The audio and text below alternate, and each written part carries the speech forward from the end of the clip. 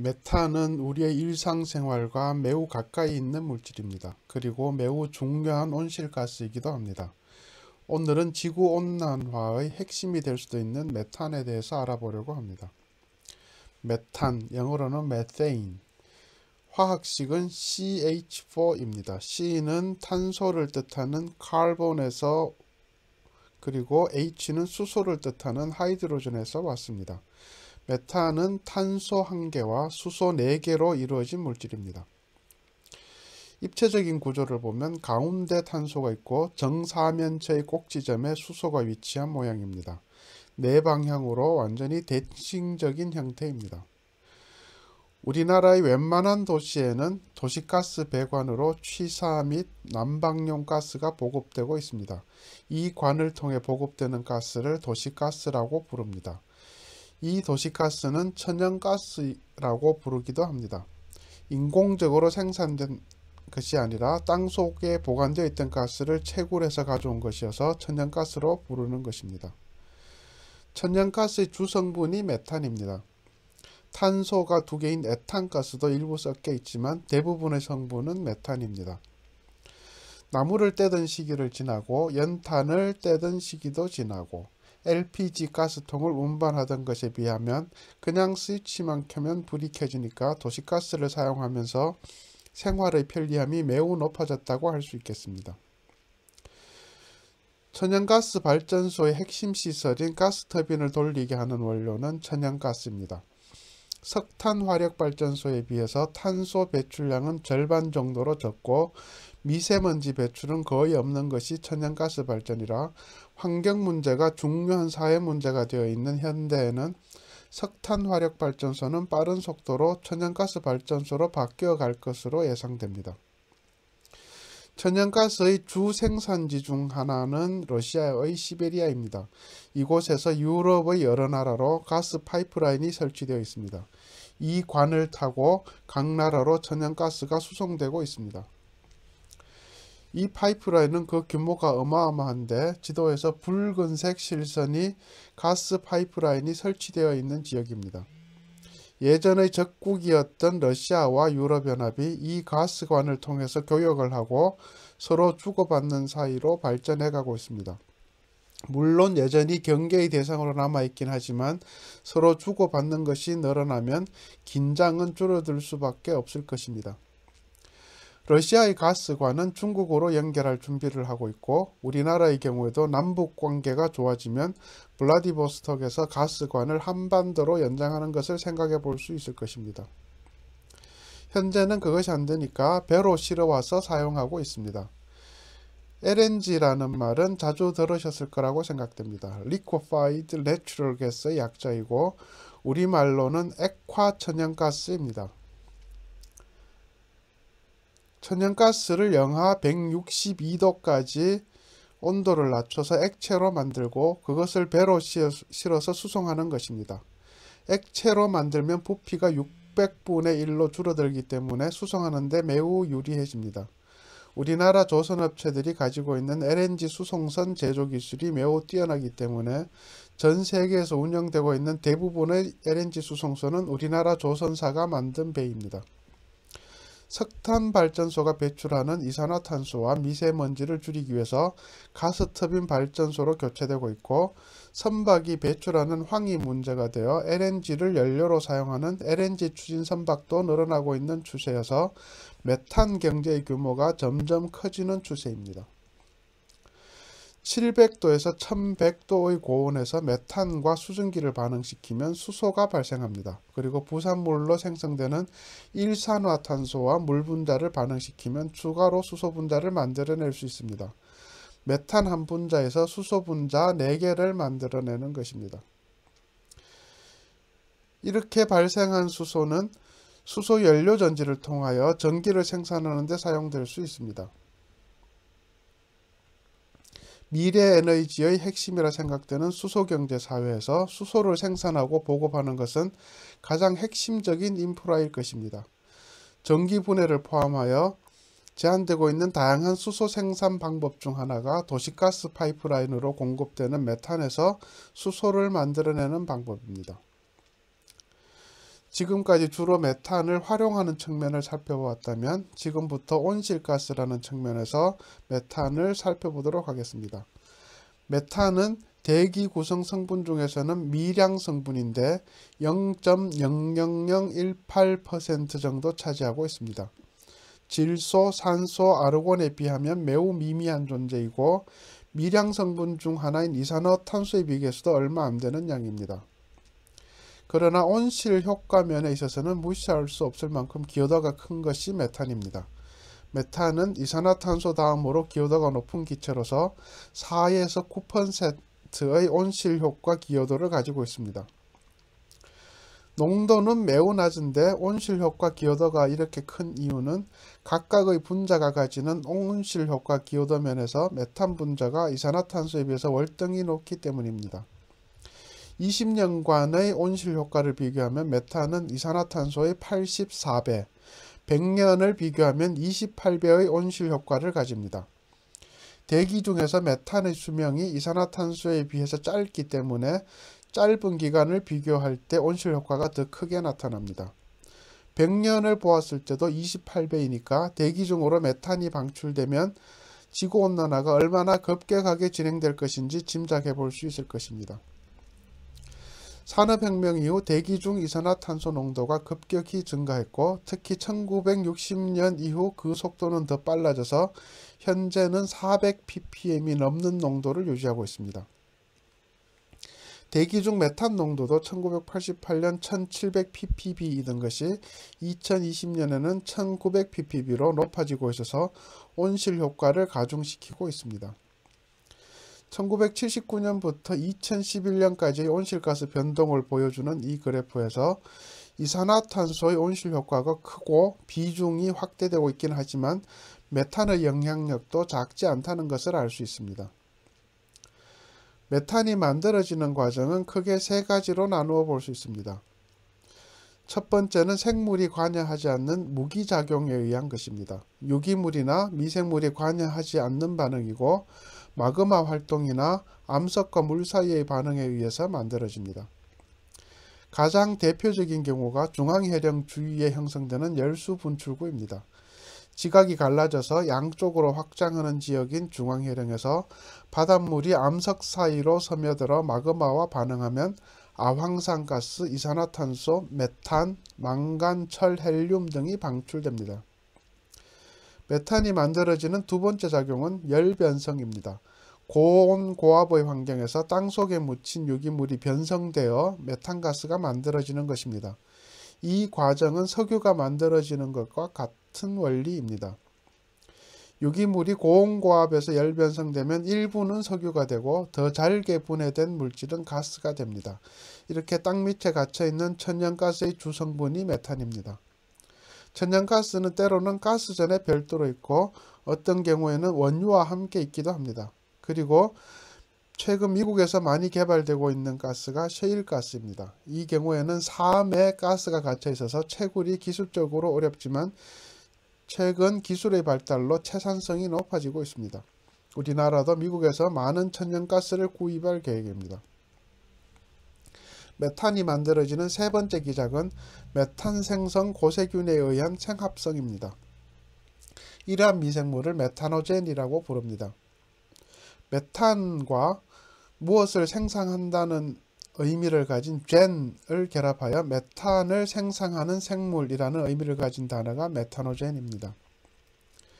이산화탄소와 수소를 결합하여 메탄을 생성하는 미생물도 있고 아세트산을 분해하여 메탄을 생성하는 미생물도 있습니다. 이 두 가지가 가장 대표적인 과정인데 이 외에도 개미산과 메탄올 등 다양한 물질로부터 메탄을 만드는 미생물이 있습니다. 산소가 있는 환경에서는 산소를 이용하여 매우 효율적으로 유기물을 활용하는 다른 미생물이 살고 있기도 하고 메탄 생성 미생물은 산소가 있으면 살 수 없기 때문에 산소가 있는 환경에서는 메탄이 만들어지지 않습니다.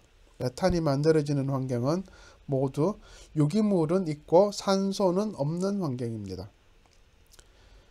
가장 대표적인 환경이 소의 반추위 내부입니다. 소는 뜯어먹은 풀을 여러 개 위로 돌려가면서 소화하는데 반추위에서는 메타노젠이 소가 먹은 풀을 분해하여 메탄을 생성합니다. 소 한 마리가 하루에 250에서 500리터의 메탄을 방출하는데 전 세계에 14억 마리의 소가 살고 있어서 소가 배출하는 메탄의 양이 어마어마합니다. 논도 매우 중요한 메탄 생성 장소입니다. 논은 물이 새나가지 않도록 논바닥에는 진흙으로 이루어져 있고 물이 못 새는 것과 마찬가지로 공기 침투도 잘 되지 않습니다. 그래서 논바닥에서 조금만 더 깊이 들어가면 산소가 없는 무산소 환경이 만들어집니다.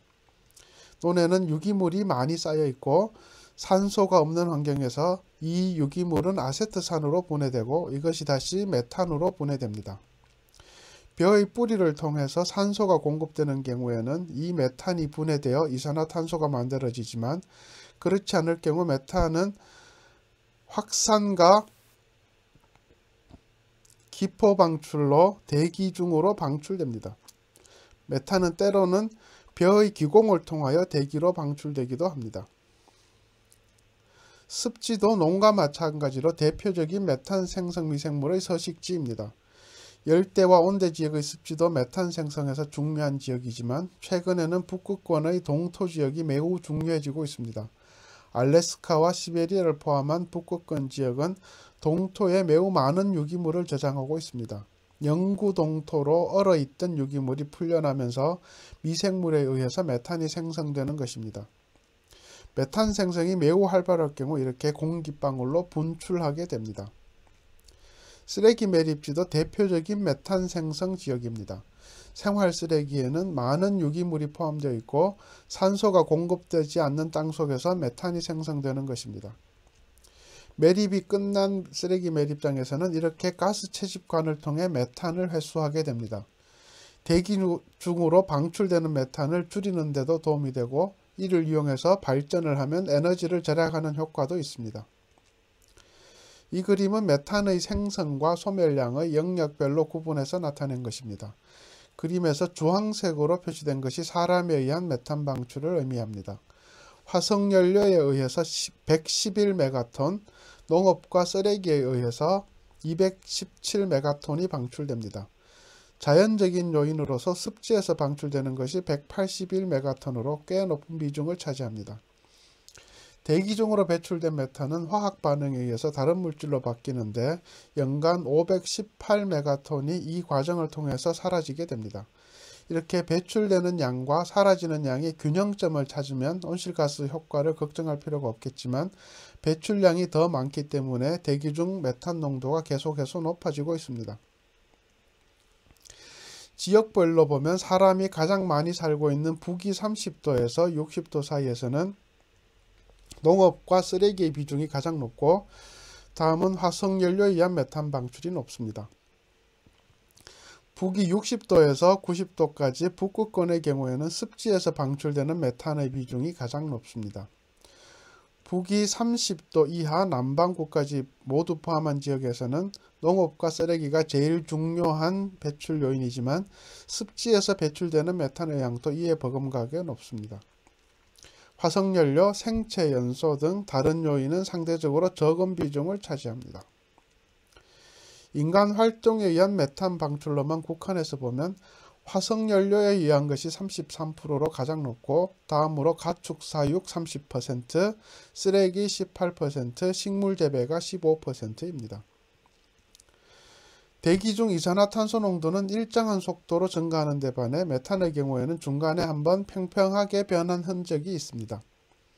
이 원인을 찾기 위해서 탄소 동위원소 분석을 해보았는데 상승 곡선이 꺾인 1990년대 초반의 경우에는 화석연료 사용이 줄었기 때문이고 다시 증가 속도가 올라간 2007년 이후의 메탄 증가분은 메탄 생성 미생물에 의한 것이라고 밝혀졌습니다. 이 결과를 바탕으로 1990년대 초반의 증가 속도가 둔화된 것은 1991년 소련의 붕괴로 공산권 국가의 경기 침체에 의한 것이 아닐까 추정하였고 2007년 이후의 증가는 중국, 인도, 동남아 지역의 경제 활성화와 인구 증가로 인한 쌀농사 증가에 의한 것이라고 추정하였습니다. 메탄에 대해서 여러 가지 측면을 살펴보았는데 마지막으로 한 가지 중요한 면을 살펴보고 끝내려고 합니다. 혹시 불타는 얼음이라는 이야기를 들어보셨는지요? 그림에 보이는 것처럼 불이 붙는 얼음이 있는데 이것을 가스 하이드레이트라고 합니다. 이것에 포함된 가스가 주로 메탄이기 때문에 메탄 하이드레이트라고도 부릅니다. 이것은 물이 얼음 결정을 만들 때 메탄 분자가 얼음 결정 사이에 포획되는 형태입니다. 물 분자 23개에 메탄 분자 4개가 함께 결정 구조를 만드는 것입니다. 불타는 얼음이라고 부를 때 그 얼음은 실제로 물이 얼어서 만들어진 얼음이 맞습니다. 대신 불이 붙는 것은 물이 아니라 그 속에 갇혀있는 메탄입니다. 메탄 하이드레이트는 퇴적층을 퍼올리면 이렇게 진흙 사이에 층을 이루어 만들어져 있기도 하고 어떤 경우에는 꽤 큰 덩어리를 만들기도 합니다. 바닷속의 어마어마한 공기방울은 최근에 북극해에서 자주 보고되는 현상입니다. 북극해의 온도가 올라가면서 퇴적층에 메탄 하이드레이트로 저장되어 있던 메탄이 녹아서 풀려나오는 것입니다. 북극권 호수에서는 메탄 하이드레이트로 저장되어 있던 메탄이 방출되기도 하고 동토에 얼려져 있던 유기물이 녹으면서 미생물에 의해서 메탄이 새로 생성되기도 합니다. 메탄 공기방울이 갇혀있는 얼음에 구멍을 뚫으면 이렇게 얼음 모닥불이 만들어집니다. 바위 사이에서 가스가 새어나와 불이 타오르는 나라, 예전부터 불을 숭배해서 불의 나라라고 불리는 아제르바이잔처럼 북극 지역이 불의 나라로 되어가고 있습니다. 이렇게 땅속에 묻혀있던 메탄 하이드레이트가 녹아서 대기로 방출되거나 동토에 묻혀있던 유기물이 미생물에 의해서 분해되어서 메탄으로 방출되면 이들이 온실가스로 작용하여 온도를 더 높일 것입니다. 이렇게 되면 다시 땅이 더 녹아서 더 많은 메탄을 방출하게 될 것입니다. 메탄은 수명이 짧은 대신 온실 효과는 매우 높은 기체입니다. 이렇게 양의 대먹임 작용이 일어나서 극단적이고 빠르게 온도를 상승시키는 결과를 가져올 수도 있습니다. 6천만 년 전 팔레오세 에오세 더멀 맥시멈 기간 동안 온도가 극단적으로 상승했다가 낮아지는 시기가 있었습니다. 이렇게 급격한 기온의 변화는 메탄에 의해서 만들어졌을 거라고 추측하고 있습니다. 온도가 올라가면서 바닷속에 묻혀있던 메탄 하이드레이트에서 메탄이 풀려나면서 그 작동이 양의 대먹임으로 온도를 상승시켜서 일어난 것으로 생각하고 있습니다. 이것은 현재도 마찬가지일 것입니다. 만약에 메탄에 의한 온난화 상승작용이 일어나면 걷잡을 수 없이 온도 상승작용을 일으키게 될 것입니다. 오늘은 메탄의 이모저모에 대해서 살펴보았습니다. 유용한 에너지원이기도 하면서 한편으로는 지구온난화를 부추기는 온실가스이기도 한 메탄입니다. 소고기를 많이 먹으면 그 소를 키우는 과정에서 메탄이 생성되고 쌀을 많이 먹으면 그 쌀을 키우기 위해서 논에서 메탄이 생성됩니다. 그리고 쓰고 버린 쓰레기 더미에서 메탄이 만들어져 방출되기도 합니다. 이렇게 생각하면 사는 것 자체가 민폐인 것 같아 송구한 마음이 드는데 이렇게 부정적인 생각만 할 필요는 없을 것 같습니다. 음식물 쓰레기 처리장과 쓰레기 매립지에서 메탄가스를 뽑아서 발전기를 돌리고 어떤 기업에서는 소에서 나온 메탄가스를 모아서 발전을 하기도 합니다. 궁리하면 우리의 생활을 풍요롭게 하면서도 지구 환경을 잘 보존할 수 있는 방법이 있을 것이라고 생각됩니다. 오늘은 여기까지 하겠습니다. 혹 잘못된 내용을 발견하셨거나 질문이 있으신 경우 댓글로 남겨주시기 바랍니다.